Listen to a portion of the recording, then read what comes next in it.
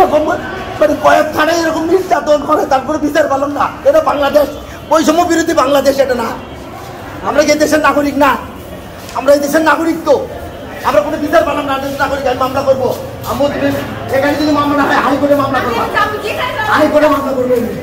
এক নম্বর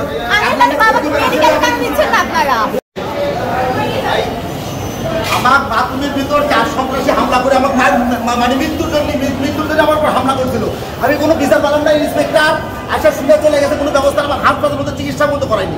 আপনারা দেখি আমার ইন্সপেক্টর, এখানকার কোর্ট ইন্সপেক্টর, এটা কিনা আমার উপর আমার প্রচন্ড মাথায় মারছে, আমার কোমরে, আমার 2 বার আমার হামলা করছে।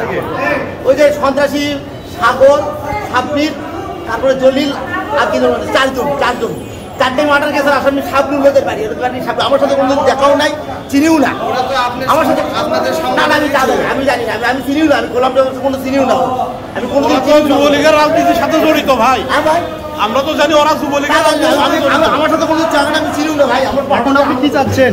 এখন আমি যে কয়েকদিন আগে এখানে ওই যে টাকা টুকু নেয় এগুলো আমি কথা বলছিলাম, সেই কারণেই আজকে আমার উপর হামলা করছে। ওদের নাকি খাবার দিচ্ছে না দেখে, ওদের খাবার দাবার দিচ্ছে না দেখে অবৈধ মানে আমার উপর হামলা করছে। আজকে কি ছিল আপনাদের? আজকে আমার হাজিরা ছিল, একটা কেসে হাজিরা ছিল।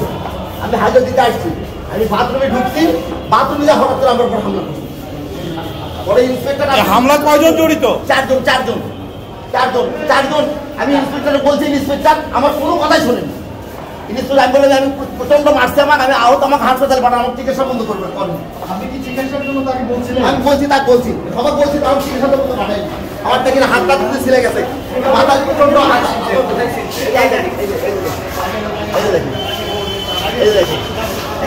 আমার গোটা এগুলো কিন্তু প্রচন্ড ভাবে আমার ফেলে দিয়ে লাঠি দেখি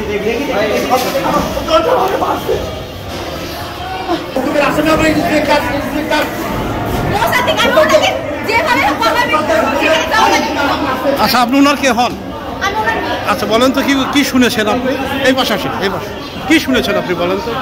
আমি আসার পর শুনি যে ইন্সপেক্টর যে মোসাদ্দেক ছিল, তার নেতৃত্বে ভিতরে হচ্ছে সাগর খুলি ও আরো 4 জন হচ্ছে। তারপর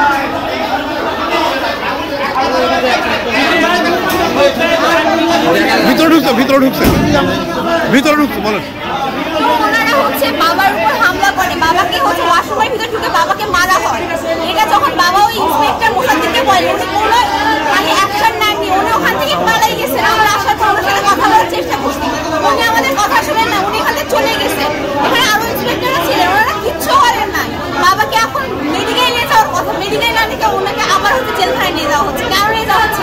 আমরা এটা তো অবশ্যই বিচার চাই, এটা হচ্ছে মেন কথা। এখানে বাবা প্রথমে হচ্ছে ইন্সপেক্টর যে মোসাদ্দেক, ওনার বিরুদ্ধে কথা বলছিলেন, কারণ উনি হচ্ছে ভিতরে টাকা নেন, মোটা অঙ্কের টাকা নিয়ে হচ্ছে মানে যে আসামি থাকে তাদের সাথে হচ্ছে কথা বলা যায়, এটার জন্য ওরা অনেক মোটা অঙ্কের টাকা নেন। বিরুদ্ধে বাবা কথা বলছিলেন, ওই জন্য আজকে বাবাকে এর আগে কোর্টে আসতে দিতেন না।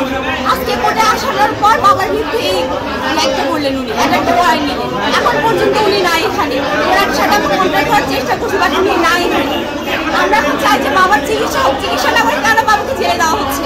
আমরা এটা বিচার চাই, আমরা এটা বিচারটা সুস্থ